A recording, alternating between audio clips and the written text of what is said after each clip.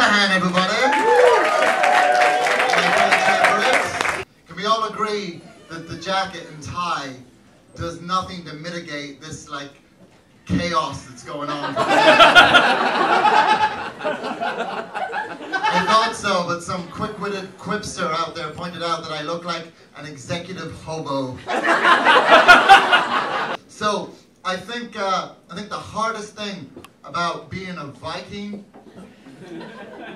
would have been the pigtails. Because no one would take you seriously, you know, like even when you're burning their house down, you know, you're like, rah! Swish. Swish.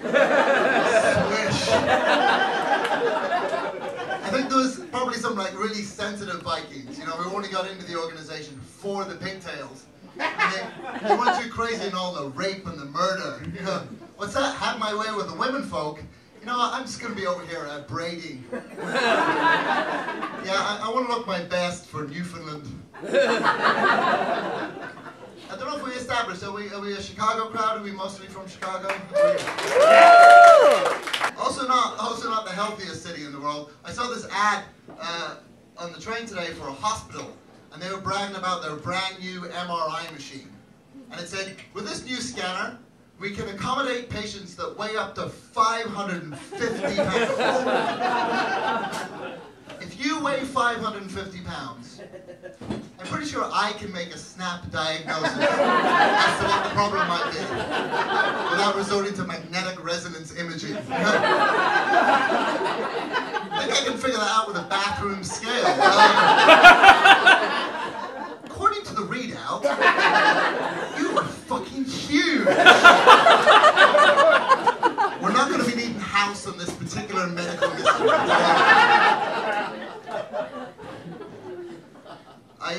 You guys, I know a lot of people are mad about this, the spring coming up. I am actually, anyone else going to actually miss the winter a little bit? I miss the Chicago winter just a little bit, just because it gets so cold, it gives everybody Tourette's syndrome. It doesn't matter if you're a priest, a nun, or a Buddhist monk. Everybody's walking around like, shit! Balls! Motherfucker! It's like, good morning, Father. Fuck you! My child. Before I moved to Chicago, I'd never seen anyone call a cloud an asshole.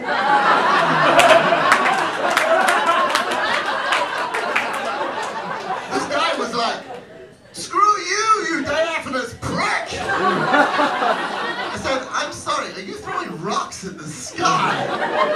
He was like, well, I don't have a gun, you see? That's my very best Chicago accent. Hello, I'm from the South Side, go Bears!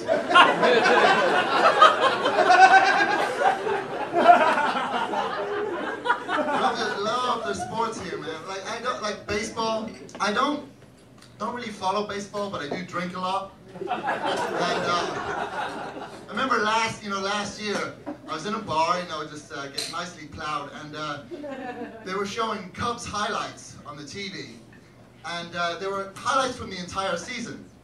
But I was so out of it, I thought it was highlights from a single game. So I was like, Jesus, we just missed the most amazing game of baseball ever played. There's been 24 home runs in this game. Luke Pinella's been ejected 8 times. In my defense, it was just like a regular Cubs game. You know, it started really well and completely choked at the end. So, yeah, I know all my friends are nuts about, nuts about summer coming up, and they all want to go. Let's go to the beach and do does anyone play beach volleyball? Is anyone into that? At all? No one? No, you're all lazy bastards like me. I have a question about beach volleyball. How did men ever convince women that beach volleyball was a real sport? Here are the rules. All you have to do is, first of all, put on the tiniest bikini you can find. Oh, I guess you could wear a t-shirt if you wanted, but you want to win, don't you? And then just jump up and down as much as possible. Occasionally do one of these. Just really mash the old Rubens together. No, it's totally a sport. It's an Olympic sport. The ancient Greeks invented it during their brief dalliance with heterosexuality.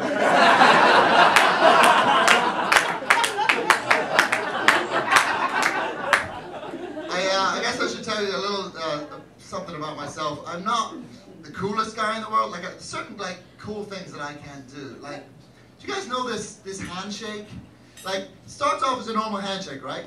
And then presto changeo turns into a hug. Do you know that thing where it's like, boom? I can't do it, because I always panic in the middle. And disaster ensues. I had a black friend, and he insisted that I do it, and somehow I ended up wearing his jacket.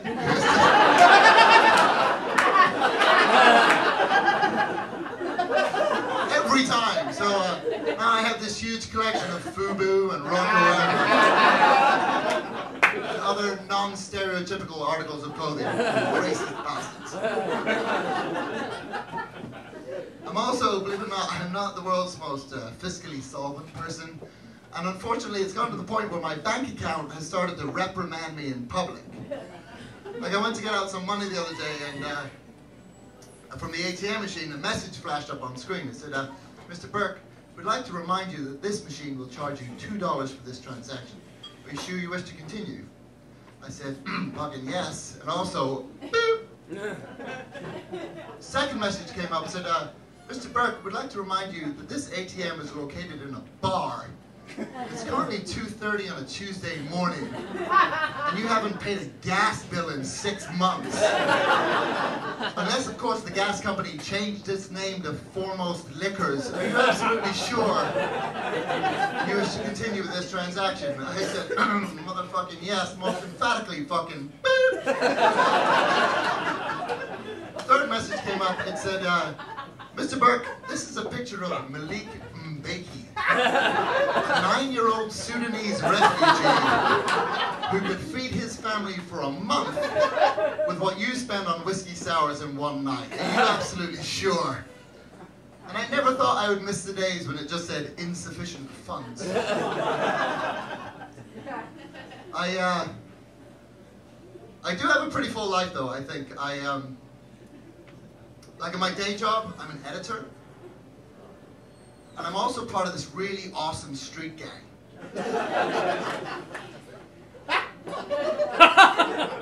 What we do is we take spray paint and we correct spelling and punctuation errors on signage. So if you've ever wondered who added all the missing G's to the Dunkin' Donuts signs, you can put that down to the East Side Proofreader Posse. Who's down with EPP? Actually, it's E period, P period, P period. Because we're a gang, but we're not savages. And some people say, you know what, that doesn't sound very dangerous, you know, that doesn't sound very cool. And I say, well, you've never had to explain to 10 pissed off Hispanic gangbangers why you're respraying their graffiti so that it reads properly. And you say, look, well, it's very simple, amigo. This street belongs to Latin kings, plural, so the apostrophe goes after the S.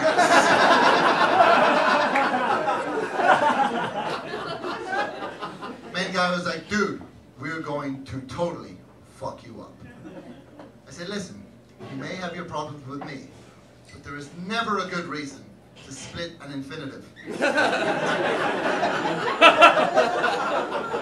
And that's when they formed an orderly line to stab me in the genitals. Alright guys, you've been really nice.